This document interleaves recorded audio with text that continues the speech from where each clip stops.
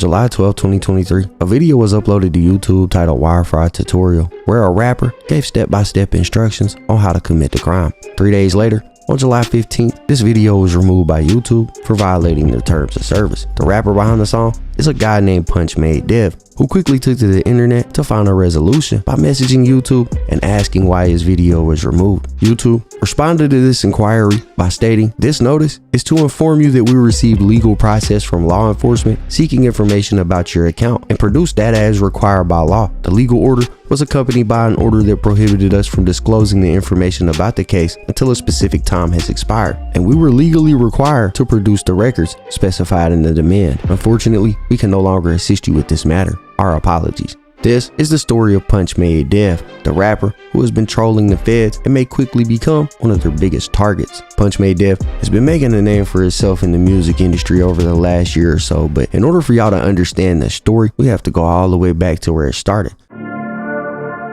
Punchmade Dev, real name Devin Turner, was born in North Carolina in October of 2000. However, he wasn't necessarily raised there. Throughout his childhood, he found himself moving from city to city, state to state, due to the nature of his mother's work. Nah, I was actually born in North Carolina. Okay. And then from there, I moved to Louisville, Kentucky. Then from there, I moved to Hawaii. Then I moved to Houston. And then I moved to Lexington again. And now back to where I'm at now. Just, yeah, my people's job. Okay. So yeah, I was moving around a lot, new schools all the time. Single mom. Okay. Like 2 brothers. And so I had to be like I'm the oldest too, so yeah, I had to take care of the house and just, yeah, typical, you know. I feel like it taught me a lot, like made me grow up quick. It's taught me a lot of skills. It just made me know that I gotta have my own back. A lot of people grow up babied, so they don't really got the skill, like they don't have that drive that I feel like I got. I grew up like decent, like pretty good. Okay. So it's not like I still got like everything I want for Christmas, like that, but not everything, but just for like cause it's only one mom and I got 2 other brothers and more siblings too, so single parent. I was alone a lot, so. Self-admittedly, growing up with a single mother and living in the suburbs allowed Devin ample free time. With this free time, he dedicated himself to building an online following, an endeavor he started by becoming an NBA 2K streamer with the screen name of Dev Take Flight, a name he filed a trademark for in 2017, but later abandoned in 2018, something that is kind of a pattern in Devin's career. In fact, he's changed his stage name at least 4 times, going under Dev Take Flight, Punchmade Dev, Punchmade Forever, and OBN Dev, and those are just the ones I could find. Anyways, it didn't take long for him to realize that while it was easy to gain some subscribers from playing the game, it would be much harder to turn this into a long-term career. This is what led him to exploring other opportunities outside of video games. Under the Dev Take Flight name, he released his first track ever, titled Track Me, in 2018. He rapped over the old AT&T ringtone with some bass, capitalizing on what would have been called meme rap, and at the time, this type of rap was super popular. I kill it with a spoon. Skipping states, I'm going to the moon. Goofy using too much auto-tune. Take a mama out on a honeymoon. Drinking lean, not a sippy cup. Caught a squad up, told him pick me up. Cut off and then ran it up. Yo, wrist look like Mississippi mud. Like Playboy Cardi, hide it in my sock. I'm a Millie Rock while I'm on the block. Now this video has since been privated by Devin, and that could be just because it wasn't that good, or it could be for other reasons. This music video had one particular clip in it without any context added, just thrown in the middle, and could hint at possible criminal activity taking place way back when he first started trying to rap. This is the clip that he had in that video right here. Dramatic new video released of a robbery in Houston, smashing their way inside, rushing out with their arms full of high-powered weapons. And like I said, that clip was just thrown in the middle of the video, but after some digging, I was able to find the incident from this clip. Way back in early 2016, at least 10 people pulled up to a gun store in Houston, Texas called Carter's Country Guns and Ammo at around 4:30 in the morning. A black Ford F-250 can be seen backing up to the front of the store and stretching a chain from the truck to the glass and iron doors that were protecting the establishment. A single individual can be seen smashing the glass with what looked like a hammer and securing the chain to the iron security door. The truck then burns rubber and yanked the door off the hinges. At that point, at least 10 people can be seen rushing into the store, smashing display cases and pocketing handguns. They also picked the entire back wall clean of all of its weapons. This came after a string of other robberies just like this in the Houston area. This heist took less than 120 seconds. 3 days later, ATF arrested 3 individuals that they believed to be connected to the event. At least 3 suspects in a brazen gun store robbery in Texas are under arrest. Surveillance video captured the elaborate break-in at the Houston store. The raid lasted about 2 minutes. Mark Strassman is at the crime scene as police hunt several other suspects. Mark, good morning. Good morning. The front doors have been replaced, but the crime scene tape is still up because this is where the thieves bashed their way into the gun store and grabbed dozens of weapons on Tuesday morning. Investigators say there's another disturbing issue. Gun store smash and grabs are becoming more common. We're seeing an uptick not only here in the Houston, Harris County area, but we're seeing an uptick across the country. Suspects will face federal gun charges. Investigators have recovered some of the weapons and hope to get their hands on the rest before they can be used in other crimes.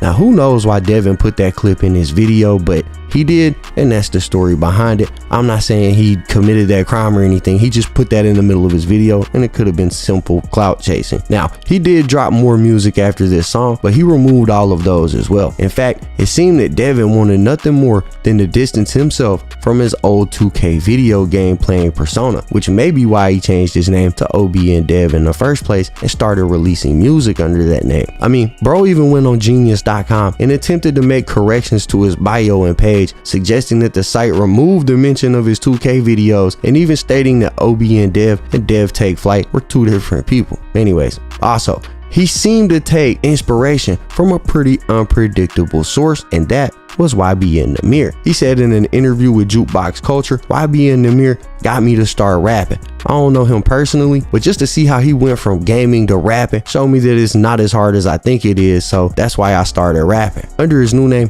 OBN Dev, he started dropping songs that mimicked the people's music that he was listening to, which included what's known as scam rap. Most of these songs center around the same subjects: identity theft, credit card fraud, bank fraud, crypto scams, and so on. Basically anything that has to do with stealing. One of these people who is given credit for popularizing this subgenre of rap is a rapper named TJX6, somebody who Devin mentioned in his early interview was also an influence on him. Now there's other rappers who have helped play a role in this type of music blowing up too. Rappers like Cash Raquan, the rap group Boys, and their lead member Babytron. This is where Devin was going to pave his way into the rap game, and he caught traction pretty quickly under the name OBN Dev with songs like Scam Jesus, which now has well over 2 million views. I cut me a piece, now I'm finna go swipe. 10 bands in my jeans, gotta keep me a pipe. Just getting the whole family, they asking to fight. Tell bro I ain't get it till he sent it twice. You need a puncher, a reader, and write. If you don't have that shit, then you ain't a real swipe. If your internet's slow, then go buy you a 5. If it's still running slow, get a different provider. Don't use a computer without VPN. You forget that step and you go to the pin. You get caught with one swipe and you facing all 10. But don't be afraid, just stay on all. With his songs racking up millions of views, it didn't take long for him to start linking with other people in the music industry. One of these people was none other than TJX6, who at the time was arguably one of the biggest scam rappers on the scene. Now Devin would claim that he was gonna link with TJ for a feature, but decided to scam him out of his money instead. This would escalate further when the two hopped on IG Live together, where TJ would claim that Dev was faking his entire scamming past. They also went back and forth about the payment, with TJ claiming he got paid $15,000 by Dev's manager to hop on a song. He said he scammed me for a feature. You said what? You know you didn't scam me for no. I scammed you for a feature. Why'd you come on here to talk about the past? You're not here to talk about memories. No, because you cap, like you all. I'm not no. He sent me rich. Just put it on his kids that I paid for a feature, bro. 15 racks. Didn't pay me 15, bro. 15 racks. But I thought I didn't even have 15 racks. I'm talking. I said your manager. Oh man, bro. Really? This nigga just lied on his kids. That is stuck. On bands, if you touch me, I'm gonna blow you down. And I don't want to have to do that. You're not no shooter. You a 2K that get all green. What you think I am? What does your opinion got to do with? Your opinion doesn't. No, it's not an opinion. It's like a fact. You feel me? Wait, so you talking about these hitmans in your song? You really got them? Because I'm still alive. Oh, that's the past, bro. After this, Deb asked for TJ's address and then pulled up on him. This is not here. He's not here at all. However, I guess while he was there, he did end up spotting TJ, and TJ took off running, hopping in a car where Dev allegedly continued to chase him.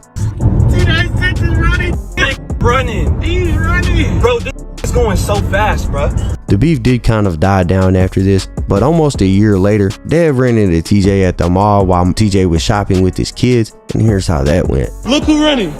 Little TJ. Ass touch me. Touch me. That's what I thought. Your kids. Don't talk none of that internet no more. None of that internet no more. Little had a chance to come outside. Pulling up on the ops at the mall while they shop with their kids is nasty work, but Dev stood on what he was talking about. Nothing about that kids. He had the chance to come outside. I pulled up on him. I said, run the ones. This want to run the ones. He took 5 steps towards the door and turned around and said, he got a gun. He got a gun. That's when I pulled out the video. He don't get no pass with his kids. After this, Devin dropped a song called Scam Jesus 2, where he mocked TJ for scamming his fans, and TJ's career hasn't really been the same since. Now, one of TJ's homies did try to defend him by saying that TJ was telling the truth, and Devin responded by doxing all of his information, including his mother's credit card info. This resulted in TJ's homie sending $500 to Devin in an attempt to get him to stop, and it seemed like it worked. Now, he would drop one more song under the name OB and Dev, and it was a collab with the boys who we mentioned earlier. Shortly after, he changed his name to Punchmade Dev and made a new channel and changed all of his social medias to reflect that. Now, if you ask Devin about his music and its ties to reality, you'll get one of 2 answers. Either he is really scamming, or it's just a show for his music and he's just a law-abiding citizen from the suburbs. And I mean, he could be telling the truth, or at least a partial truth here. Obviously, we hear rappers every day talking about robbing and even killing people, but it doesn't mean that they're actually out here doing that. That's why they're able to get away with it. But the idea that this rapper might be pulling off these giant heists on what seems like a daily basis has been nothing short of a great marketing tactic. Whether or not he's actually doing what he's rapping about or not is up to speculation. And honestly, to believe that he's doing everything that he raps about would be kind of ridiculous. And this is apparent in every song that he drops, as he's highly prone to dropping questionable lyrics that clearly have no basis in reality, or at least they sound like they don't. This is what I'm talking about. Age bank account that we can hit for real. Just got my hands on some real perks, I'ma hit him still. Oh, he got autism, I don't care, I'ma jug him still. Once he send a bread, I'ma text him like, how that feel? Benchy, I'm looking rich, how to pop my collar. Just jugged a white kid with no remorse, he was mentally slow. Like my section, you get Trayvon Martin if you got a hood. I jugged a cancer patient, then he died, I wrote him in my wood. Rest in peace to George Floyd, but what that gotta do with me? Since when it did sound like a good idea to die over a seat?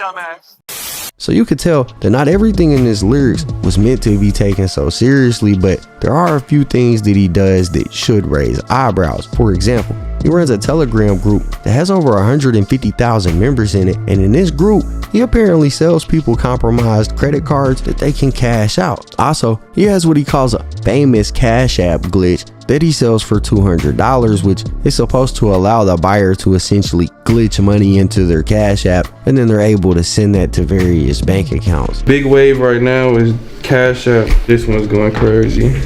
Do 55.8. So 55,000.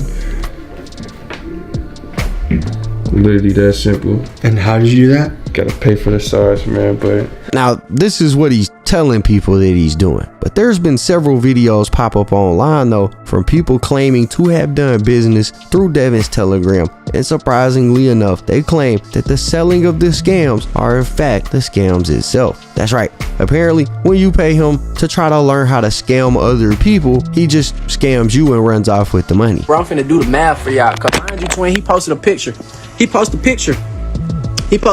got $3 million in his bank. 1,000 people in his Telegram. He charging everybody in his Telegram $200 for the cash out method. That's $3 million, bro. That's where his money came from. Like, y'all folk want to be honest, bro. Y'all paying for that man whole life. Now, he recently did a video with an internet blogger named Tommy G, who actually has some pretty dope videos. Y'all should go check him out if you haven't already, because he really does have some fire videos on there. Anyways, he does this video with Tommy G, where they go around all day with Tommy recording his activities. And bro, the video is pretty crazy. How much you gonna clean this guy out? If they'll give me 20, I'll do it. What's gonna happen? You're gonna walk in there, you're gonna wire transfer money to yourself from someone else's account. How quick is all this gonna happen? 10 minutes. See, I got their balance right there, 430K. I'm about to wire that to the account that I got. I'm gonna try to do a quick 10. All right, right. Only 10,000. All right, let's do it. Good, how are you? I just want to make a window for you. Yeah, I do.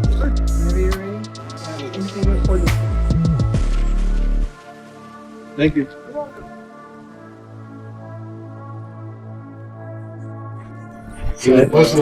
Free 10. Let me sniff it to make sure. Yeah, go ahead. What are you gonna do with this $10,000? I might give it back. What's the most amount of money you ever walked out of a bank with? 70,000. How did that feel? Feel good. Felt amazing. I went about a chain with it. So say if I wanted to write up a dump, right? I would get a track 1, a 101 or a 201. So I get the information off my site. You can use the white blanks, but this one's better because they got a whole face. Like, this the big boy one. The one right here, this is the Bluetooth one I got, but I couldn't bring it on the plane with me. So how much does this cost? Can't be no more than like 100. And how much does this made you? It's like over 500K. So if someone says they're a certified dumper, this is what they're talking about. They could either be the person getting the dumps with the skimmer, or they could be the person writing them up using them. Say like I know somebody working at McDonald's, right? I'll give them a skimmer and they work through the drive-thru. To say somebody's buying some right now, right? They'll pay, right? And then my person will quickly go like this, swiping on the from my end, and that's when I get all the info. End of the day, I have like a list of like 20 of them. I'm about to wipe this one empty. I'm about to write up a dump on it for y'all. About to show you how to use a clone card real quick. Easy money, man.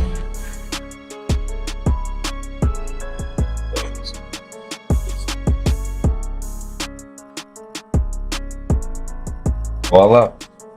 It's like magic. However, despite him showing off all of this on camera, the fact is, it doesn't really prove anything. For all we know, it was his money he was using for all of this. And for the Cash App trick at the end where he showed that he was sending himself $55,000, it could have simply been a Cash App clone APK that allows him to fake this. One key indicator that we see that some of this might be fake is when we see his homie go to the ATM, it pops up and literally says, "Hello, Devin."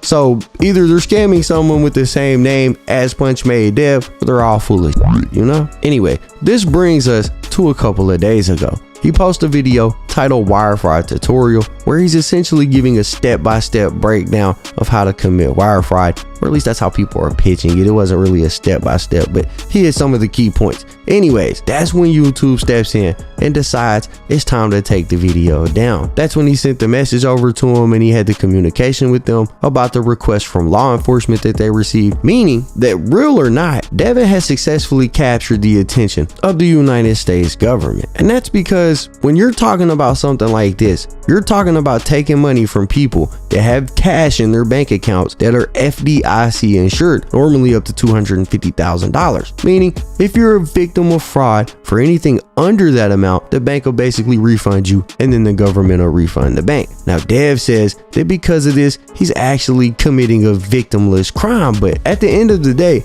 the government would probably rather you actually go out and rob people that aren't FDIC insured than to rob the ones who are, because once you start draining bank accounts that the government has to reimburse, you're essentially talking about robbing the federal government, and I'm sure that that's not gonna go over well at all. And look, even if he's innocent, he may still draw in some unwanted attention from some people in some very high places just for talking about this kind of stuff publicly and basically encouraging people to do the same or to look into it so that they can try to do the same.